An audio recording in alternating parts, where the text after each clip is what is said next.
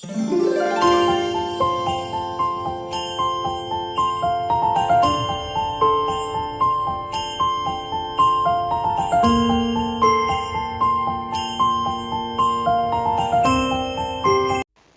jemaat yang kekasih dalam Tuhan Yesus Kristus.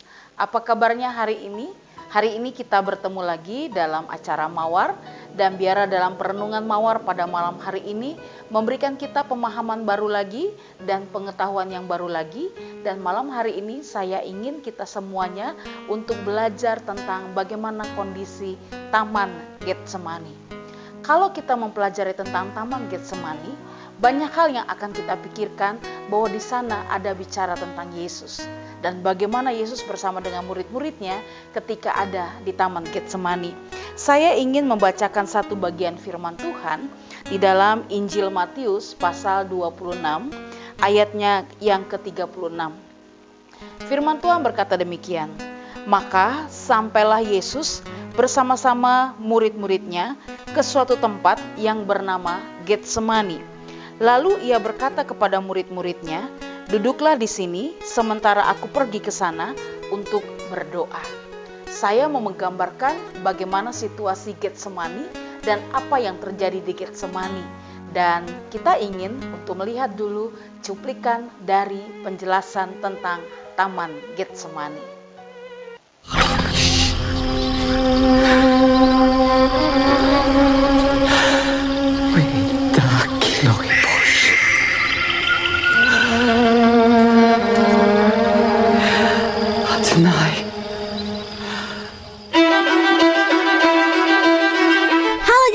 Fakta Alkitab dalam episode kali ini akan mengungkap fakta-fakta penting dan bersejarah tentang Taman Getsemani. Taman Getsemani ini sangat terkenal karena ini adalah lokasi di mana Yesus di malam sebelum dia ditangkap berdoa untuk terakhir kalinya dengan para muridnya. Getsemani adalah sebuah taman di kaki Bukit Zaitun di Yerusalem, Israel, dan dipercaya sebagai tempat Yesus berdoa yang terakhir kalinya sebelum disalibkan. Kata Getsemani muncul pada Injil Matius dan Injil Markus berbahasa Yunani. Kata ini berasal dari Assyria yang artinya alat pemeras atau penghasil minyak. Matius 26 ayat 32 dan Markus 14 ayat 32 menyebutnya koreon atau tempat. Injil Yohanes 18 ayat 1 mengatakan Yesus memasuki sebuah taman atau dalam bahasa Yunani kepos bersama dengan murid-muridnya. Taman Getsemani terletak di kaki Bukit Zaitun di balik bukit di seberang lembah Kidron, Yerusalem, yang dipercaya sebagai tempat di mana Yesus dan murid-muridnya berdoa sebelum Tuhan Yesus disalibkan. Rasul Yohanes menyatakan sebagai taman di balik saluran Kidron.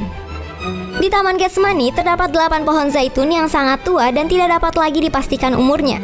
Beberapa ahli botani menyatakan bahwa pohon-pohon itu mungkin berumur 3.000 tahun. Tidak diragukan lagi, pohon-pohon itu adalah tempat di mana Tuhan Yesus berdoa di malam deritanya. Dari Taman Getsemani ini, kita dapat langsung melihat kota Yerusalem, posisinya berhadapan. Untuk mempelajari asal-muasalnya, studi dilakukan tim dari National Research Council Italia bersama berbagai perguruan tinggi Italia selama 3 tahun. Tim menyelidiki 8 pohon zaitun yang berlekuk-lekuk kasar di Taman Getsemani, yang salah satunya menjadi situs suci bagi umat Kristen. Dari 8 pohon zaitun, 3 diantaranya diperkirakan ada sejak pertengahan abad ke-12. Akar yang di dalam tanah tentunya diperkirakan berusia lebih tua lagi. Zaitun ini menjadi salah satu pohon berdaun yang tertua di dunia. Tanaman dengan usia yang lebih tua belum pernah dilaporkan dalam literatur ilmiah, kata Ketua Tim Penelitian Antonio Cimato dari CNR Tree dan Timber Institute di Florence. Berdasarkan penanggalan karbon, pohon-pohon ini berasal dari tahun 1092, 1166, dan 1198. Periode saat tentara salib terlibat dalam rekonstruksi gereja secara besar-besaran di Tanah Suci yang kemudian dibangun kembali menjadi Basilica of Gethsemane di Yerusalem. Tim peneliti juga mengungkapkan adanya kemungkinan Taman Zaitun pernah mengalami penyusunan ulang dan direnovasi selama rekonstruksi gereja dilakukan.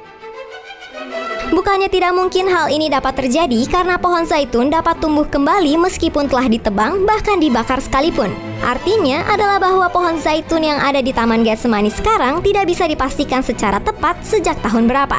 Karena itulah banyak yang mempercayai bahwa pohon yang sekarang adalah pohon yang sama di zaman Tuhan Yesus.